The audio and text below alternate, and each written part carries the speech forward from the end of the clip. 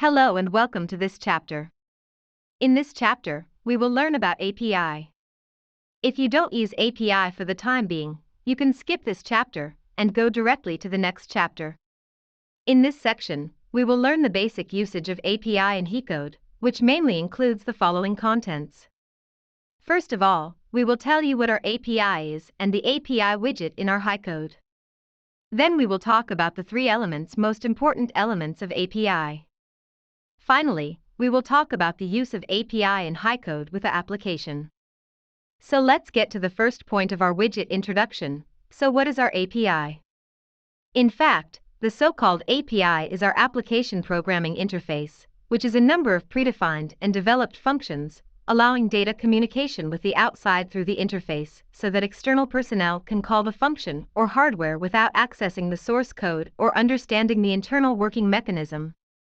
Of course, in addition to calling the hardware API interface and application developing, we often need to use the API data API of data class, which may originate from the external functions developed by ourselves, or directly call some commercial AP of other platform operators iService, so that we can obtain some conventional data, such as our weather forecast, geographical location query, mobile phone number attribution, etc. In our HeCode, we provide easy-to-use API widget, including two types, front-end API and back-end API, allowing us to call the API and receive our return parameters. If you think such a definition is a little abstract, you can understand the API image as a Heiha River. You know the address of Heiha River, and then as long as you provide him with the parameters required by Heiha River, he will return you a calculation result according to certain rules, such as our commonly used weather forecast, face, fusion, text-to-speech, picture recognition, and other scenarios, most of which we call the API for implementation. Generally speaking, professional things are handed over to the professional team for completion. We pay a certain amount of API call fees and greatly reduce the threshold of using certain specific functions. So API is very common in our daily application developing. Then we will talk about the three elements of the API. The three elements of the API mainly include a request address and method, as well as our receiving parameters and a return parameter returned by the API. To understand the three elements in this way, it is a bit abstract. Therefore, here we will directly cooperate with a case to be completed in this lesson to help you for a practical explanation. First of all, let's open our editor. In the application name, we can write an API called our weather query and click Create. Then we finish the creation of the application. Then we add a page under the front end, and then we add our API widget under our page. Where is our API widget? If our API is called in our front end, we can write three-letter API on the right side of our object container, which is our API widget. We can add it to our page with a click. Then we can observe our API widget. In fact, for our API widget, it is also around our three elements. We can see its interface, URL, request mode, request type, timeout duration, and its black hole body. In fact, the whole is our request address and its way. Then we need to fill in one of its receive parameters in 8-day, that is, for us, the receive parameters are written in the body, and then when we click debug, our API will give us a return result, and what is shown below is our return parameter, so we can carry out a return parameter in cooperation with our API widget classification, from the interface URL call mode, request type, timeout duration, and its black, as a whole, is its request address and its mode. Then, the parameters we added, or a series of JSON written in 8-day, are one of its receiving parameters. Finally, a series of data obtained through the return result is our return parameters. After we have a common sense of such a knowledge system, let's take a look at the actual effect we want to complete in this class, which is one of our weather queries demo. This demo can also be downloaded directly in our demo center. For example, here, I enter a city, such as Chengdu, and then click to query the weather. He will tell us the weather temperature, humidity, wind direction, wind force, and air quality index of Chengdu that day. Here, let's delete it, and then click Query. Then it will prompt us that the city cannot be empty, or does not support the city for the time being. Just come to us, enter a Shanghai, and then click Query to see the current weather conditions of Shanghai. Finally, we enter a province, such as Sichuan, and then click Query. He will also tell us that the city is not supported for the time being.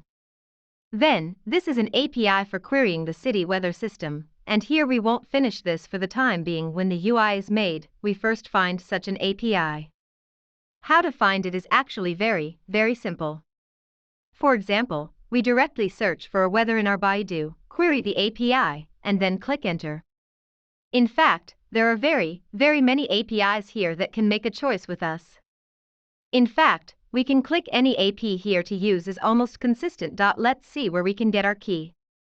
Let's go back to our API. Here, I simply registered a number, and then I made an application with you.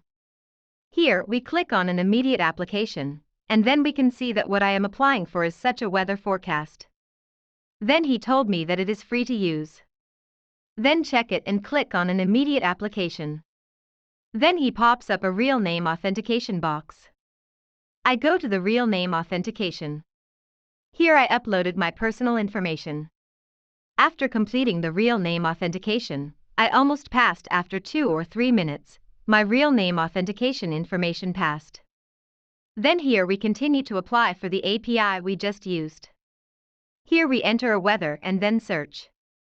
Here, it is still an API such as 73-bar weather forecast. Then here, we check it, he has agreed, and then click an immediate application. Then here, he tells us that the application has been successful, and then here, he gives it to us. We have a request key. Here, I'll type the code a little, and then I'll copy the request, and then where to copy it. We'll directly copy it to a default value here for pasting. We'll go back to such an AP and click it to continue to look at its documents. Then we have got 2 parameters, one is his CD, and the other is his key. Then we copy such an interface address into it. We directly paste it in an interface URL such as X, and then one of its call methods includes our get and post. Here we can try both. Here we change it into a get type. Then, we don't care about the request type JSON here. We don't care about the request duration of 10 seconds. Here, we write a Chengdu in the default value, and then click a debug. We can see that when we click debug, we can get a correct return result. Then here, we click a save structure to see its result. Construct contains a reason, a result, and an error code. What do these parameters mean? We can come to the AP here and have a look. We can see that first, the error code is of type int, which is a return code. When it returns 0, it means that the query has been successful. Then what is the next reason? Generally speaking, reason means that if it returns failure, it will use reason to tell us where an error occurred in your parameters. Similarly, if there is a result here, it will tell us a result set, and then a situation of the current weather here in its result set, and then its info contains a weather situation, and then wind, a sign of the weather, and then its temperature, humidity, wind direction, wind force, air index, etc. When we save such a structure, we can open our res, return a future, and our current situation. That is, if we only query the current situation, it includes a series of contents such as our temperature, its wind direction, and the whole. What is it? We can observe what the whole is. The whole is our settlement string, which is our general variable. Therefore, we can directly copy such a series here. Here, we can directly click a culture EY, and then Ctrl QC. We can copy the whole. Then when we understand the content of such a piece, we can delete it. Let's say that for our API documents, we should care about one of its request methods, that is, some of our corresponding contents here, and then care about one of its receiving parameters, that is, the description of its request parameters. Finally, we should pay attention to its call result. The call result contains a description of a series of parameters we call here. Therefore, after completing these 3 points, we can complete a call to a basic API. Now that we can get a weather situation of the city we want to query through such an API, then we make such a case. First of all, we select all the returned results, and then make a copy. Then we add a common variable on the page, and we import the structure of the common variable into it. Go in and keep the structure here. Don't click one first to determine what such a general variable is called. Is this our weather query result? Then we will directly display the data by directly binding such a general variable. Then let's do the basic UI. Here, let's refer to such a UI. First of all, the overall alignment is centered, so we change its horizontal alignment to a centered effect. First of all, at the beginning, it is an input box and a button, so let's add an input box and a button. First, let's give you a little screenwriter. Let's make a multiple selection of our input box and button, and then give him a screenwriter of about 40. Then change the name here to query the city weather, and the font size should be smaller, a size 16 character. Similarly, its height should be narrower. Let's write it casually. Then the second is our temperature, and then the temperature is changed to 25 degrees Celsius, and then copy and paste a copy. The next is our humidity, and then there is a wind direction, then there is a wind force, and then there is an air quality index. In this way, we can make a UI for successfully querying weather conditions. Of course, in addition to the success of our query, there are also failures. For example, we don't have a weather condition corresponding to the city at all. At this time, we will display another condition. Therefore, here we add a condition container, change the name of the condition container to have a result, and then in the result, we put this series of UIs produced by us all, throw it in. If there is the same result, there must be no result. If there is no result, there is an error. Therefore, let's copy the one here, and then this side is a failure reason. In this way, do we make two such different situations, and then we make a call through event. How to call it? Is it that we make a call through the button? What do we do when it's clicked? We go to trigger our API widget and debug it through the API widget. If we don't write the request address, it defaults to one of our request addresses. If we don't fill in here, it defaults to a property of our interface URL, and then the request duration is 10 seconds. In the black box, we don't need content for the time being, so we don't write it here. It will bring our CD along with the parameters in our debugging. Do we want to update the CD dynamically?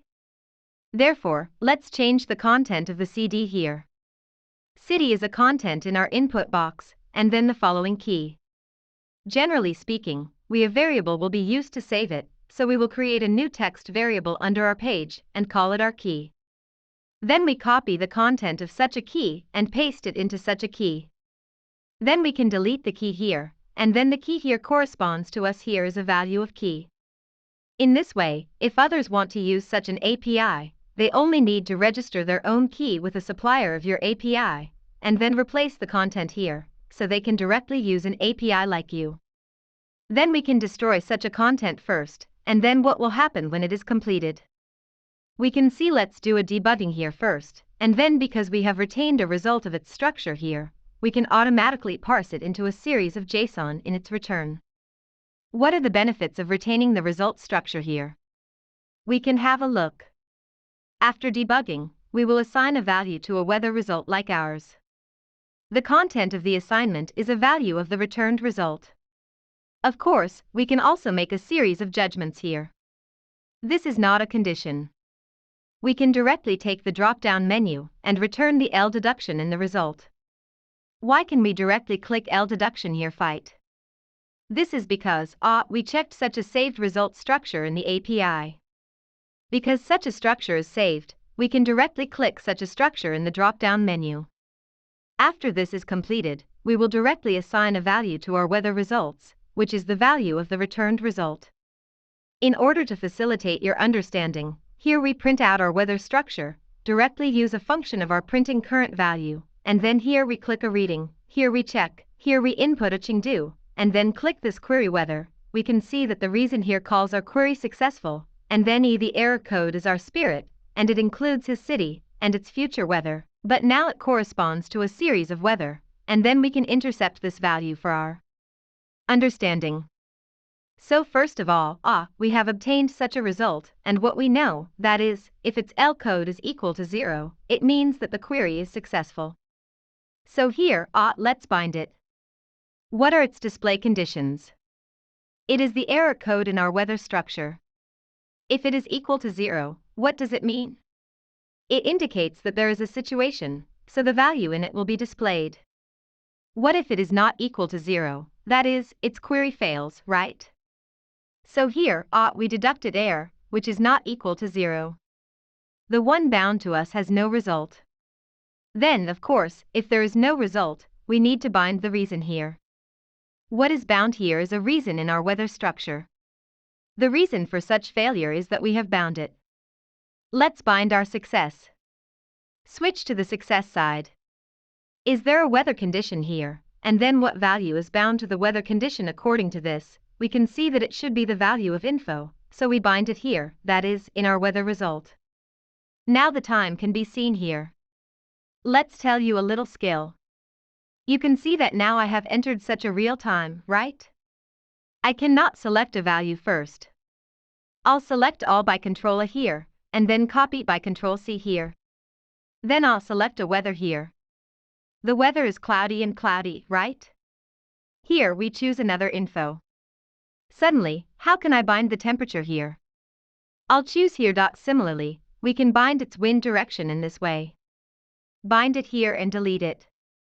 This point uses a drop-down menu. One direction here is one direction on our side.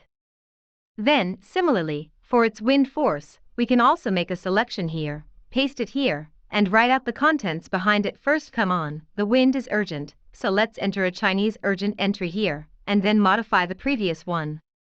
Use it briefly. It's our power. Oh, its power has its own level, so we don't want the following level here. Similarly, we also have an air quality index. Then, we also bind the air quality index here. Here we still use our control position K, and then we first change its symbol. The symbol is each square M, and then also change the previous content. It is our AQI value. Is this a complete binding? Therefore, through the binding here, you can also find that we are actually very, very convenient. What do we do in the end? After we click a query, we directly copy such a result to our data, and display its different UI through the condition container. If it has no result, it will show that we have no result, and a failure reason here is also bound to our weather result point reason. Then, if it has a corresponding value, we bind each corresponding value to each of our data, so we only do one thing for us from beginning to end, that is, we assign such a data. All subsequent situations are completed through data-driven, that is, our data binding, and then we come preview one of the effects. When we click on the preview, we can notice that I haven't entered the name of any city yet, and it will be automatically displayed below. Why is such a result displayed? We can take a look. For our page and add an event, when the page is displayed, I will print a weather result like ours. Let's take a look at the preview. For our weather result, first of all, we can take a look at this weather result. We have not reserved one of it in our JS structure value. Although we do not retain its structure value, its structure is retained by us. We can see that there are many empty structures here. We reset all empty structures to null values, so here because of error code itself is an int type, so its null value is 0 by default. Therefore, if its LQ is equal to 0, it will be displayed below. Therefore, even if there is no value in it, it will be displayed. So here we add a condition, for example, a reason. If the type is empty, it will not be displayed. Therefore, we add a condition here, that is, a weather result. A reason must have a non-empty type. So under these two conditions, we will show the following content again, and we will preview it here. You can see that there is no following content now, right? Then, I directly click to query the weather. You can see that he said that the city cannot be empty, or does not support the city for the time being. What does this correspond to? Does it correspond to a deduction that is not equal to 0, so it triggers a content that has no result here? Because it has a reason, we bound its reason, so a content is displayed here. Here we can query again, for example, one of our Chengdu, and then click a query to see it, and then we can query the current weather in Chengdu, and then we can input another Shanghai, and then click and query to see it. We can also query the weather in Shanghai, and then this is a production of our simple API application. Finally, let's emphasize that for any API, if you haven't debugged it in HeatCode, it's useless. We suggest that you first debug it in app debugging software such as Postman. If you haven't debugged it in debugging software such as Postman, you can see whether your parameters are completely correct, and then go on to find some problems in using the API in the editor. That's all the content of this section. Thank you for watching.